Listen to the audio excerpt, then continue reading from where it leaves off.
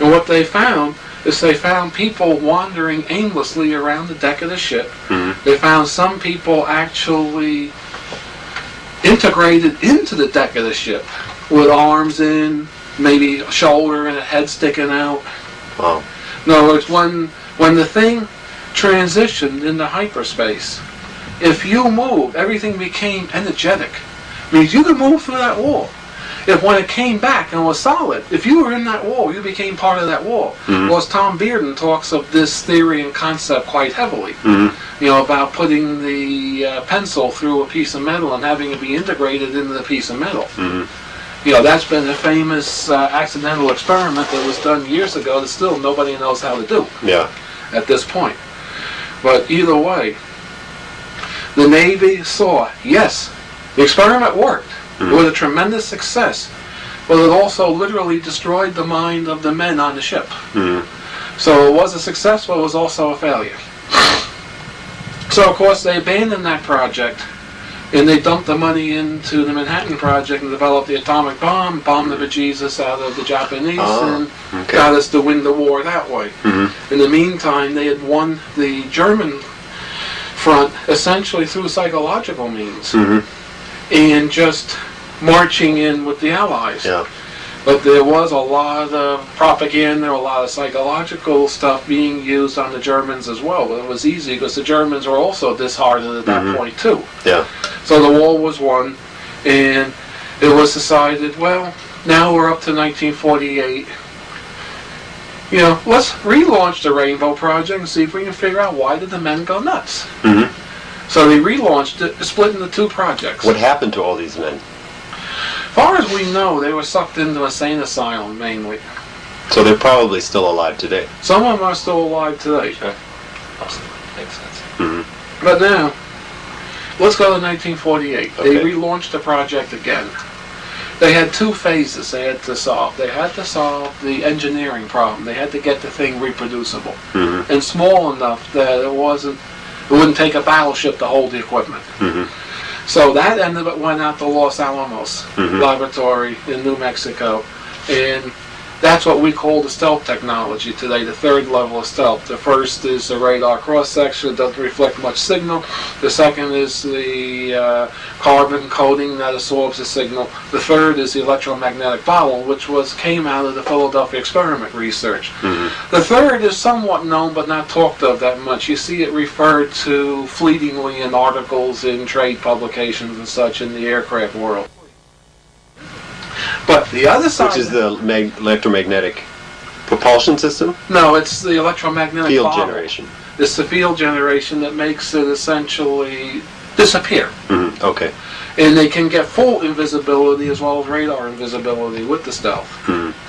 But that's not what we're here to discuss. That is a military secret, rightfully so. It's in our arsenal and it is for the defense of the United States. So we're not going to go into how that works. Now, the second part that they had to solve is they had to figure out why did the people go nuts. So they launched the human factors side. That was sent out to Brookhaven National Labs right here on Long Island because they had the largest human factors research in the country. So that ended up out here on Long Island, that part of the project. And of course that was the heavier part because the other stuff was just engineering, physics and engineering to solve. You know, they already had the basis, they just had to develop it. So that was just essentially an industrial R&D project. Well, when you're saying they already had the basis, how did they arrive at the basis? From the Philadelphia experiment. Okay. How did they arrive at why did they initiate the Philadelphia experiment? I mean, what grounds did they have to initiate the Philadelphia experiment? It was the Institute of Advanced Sciences had run a number of small tests and proved that the theory worked. Okay. That they made models of ships disappear. They had a test in the Brooklyn Navy Yard where they had a destroyer tethered between two others, had the coils on the base of the destroyer, and all the equipment was on the other two, and they made that ship radar invisible. Okay. In other words, they had there was a good series of R&D work leading up to this thing. Okay, and those technologies are being used right now in the stealth bomber. Of course, it's highly evolved and more developed, so there's something that you don't need a battleship to move around. They started out with very large generators, and they got it down to where They put these things that run off of propeller-driven generators that are on the aircraft, very much the way our electronic countermeasures devices, the radar jamming facilities are ran. They're pods that typically sit on the airplane, although the B-1 has the equipment integrated in the airplane itself. But for years, these radar jamming systems were pods that typically they hung on the end of the wings. Like an AWACS. Like an AWACS, yeah. AWACS is a surveillance, a radio surveillance deal. But either way, that's not what we're here to discuss. Next. Now, they launched the human factors research. They actually integrated it with the Phoenix Project, which was still being carried on at the Brookhaven Labs. It had taken work from MK Ultra, had taken work from Wilhelm Reich, had taken work from many sectors, including the Philadelphia experiment, and they integrated this all into one super mind research project. And they finally developed the stealth technology so that they could literally synthesize the Earth references that human beings needed. One of the reasons they went nuts is that the human beings need the electromagnetic background of the Earth. When that bottle was sealed, like it was on the Eldridge, open-ended just a Montauk, and it became in the vortex, the electromagnetic background that we need, the Schumann resonances, the noise background of the planet, was lost.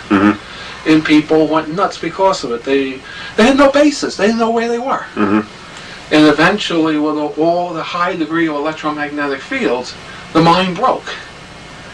They learned how to synthesize that background and how to concentrate the fields into a bottle. So the inside, it was pretty much neutral and pleasant like the Earth. Of course, all the final reports were written.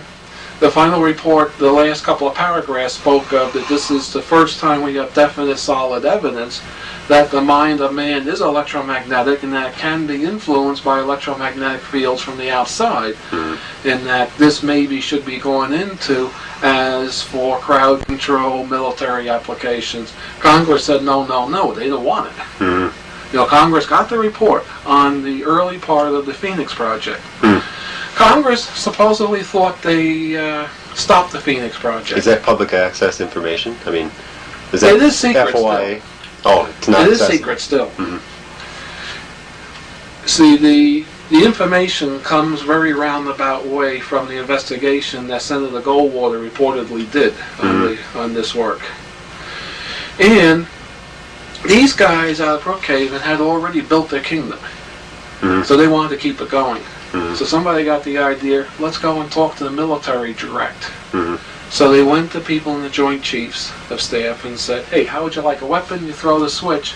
The enemy throws up their hands and surrenders. Of course, it was, I'd love that weapon.